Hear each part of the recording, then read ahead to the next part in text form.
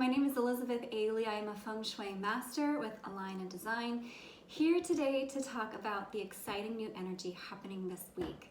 There is a new moon in Aquarius, which is huge. And then the next day is Chinese New Year on February 12th. So let's talk about all this energy and how you can usher in a new lunar year.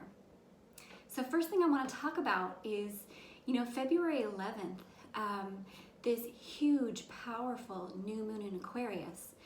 You might be aware there are a lot of different astrological bodies in Aquarius this year. There's 6 planets. There's also Pallas Athena, and Venus and Jupiter are conjunct in Aquarius. Most of the planets are, squaring either Mars or Uranus in Taurus. And at the time of the new moon, it is actually a void moon. So there's a lot of energy going on February 11th. The thing I want to focus on is, having the Jupiter and Venus conjunction in Aquarius. So that's huge. What is something you want to kick off? Something that you can create, something that you're creative about and can share, with the collective. What's something that you're passionate about and something that you could see yourself implementing and doing for the next, 20 years? That's the kind of energy that I think is really coming in with this new moon.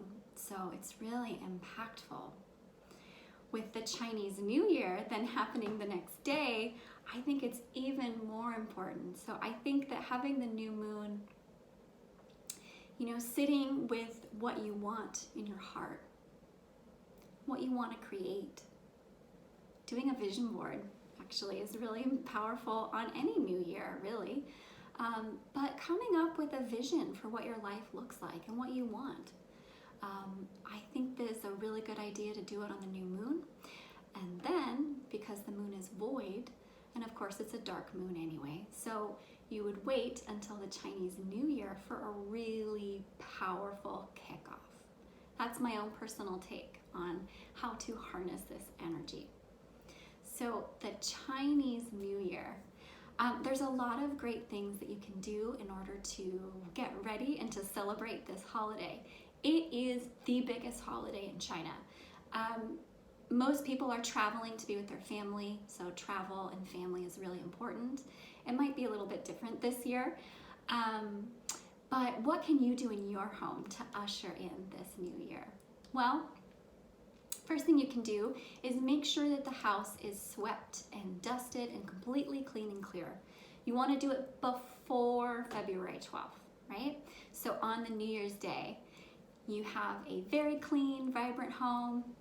You also would like to have some mandarin oranges, which, it's funny. I never thought about why it was called mandarin oranges until, thinking about the Chinese New Year. But you want to have bowls of these around your home. And one of the reasons is that the word for mandarin orange in Mandarin is, or I believe it's Mandarin, but in Chinese is, it sounds like gold, right? So you want to have a lot of this hanging around your house, right? Also super healthy, so wealth and health are really connected in Feng Shui. So, make sure to have lots of that in your home. I think fresh flowers are also great on a new year, but making sure you have like a really clean, clear home is important. The other thing a lot of people do traditionally is that they have lots of red lanterns hanging around their homes. They decorate. This is a celebration, on the new year, don't wear black, don't wear white. Those are kind of seen as unfavorable colors for that day. But you would want to wear something like red or, pink or something vibrant or something that feels like you, and maybe it's a little flamboyant, and that's great.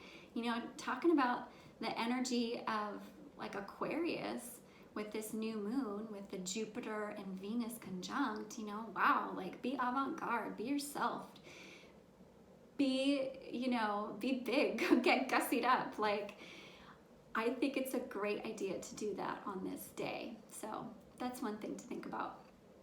Other thing is that you're not going to want to do laundry on the Chinese New Year. And traditionally, and most people do this probably still today, they don't take baths, they don't shower. You're essentially looking to conserve water, which of course, I hope we're all doing that anyway. But, you know, hey, you get a day off from doing laundry. So don't do any laundry. Don't do anything excessive with water. You just want to be, you know, conservative with that.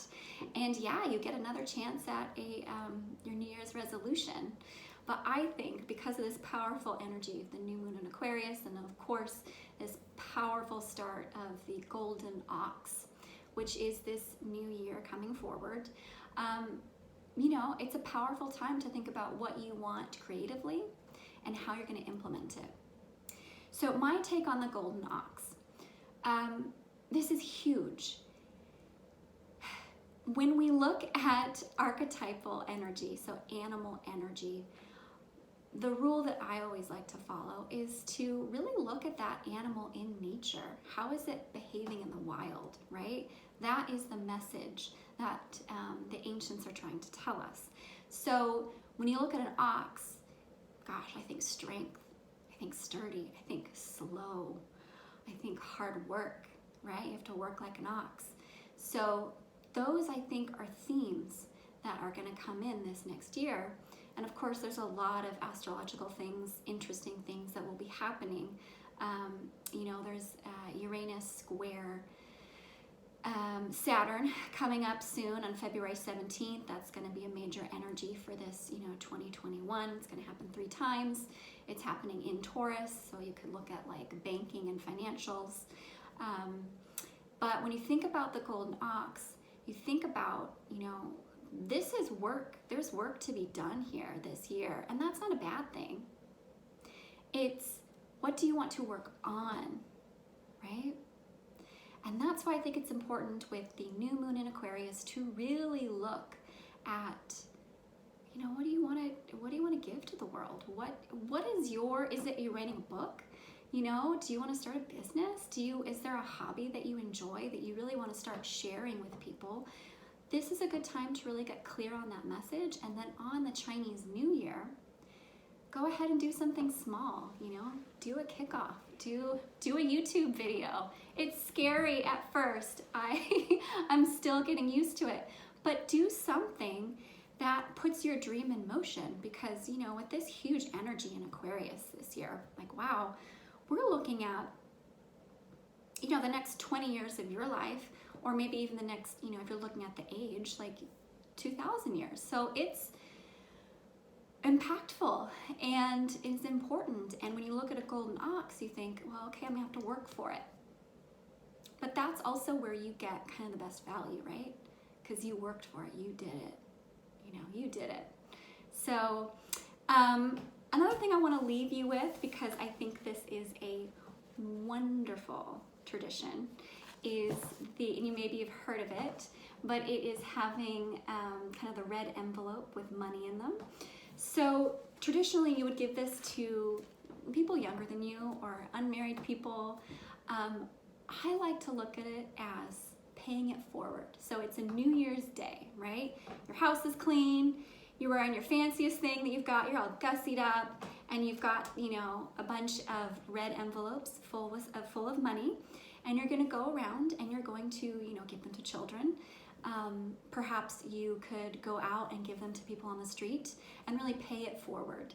And it doesn't have to be a lot of money, but the idea behind, you know, telling the universe, I am abundant, I have money, I have enough to give to my fellow human, is really powerful. And especially on this day, pay it forward.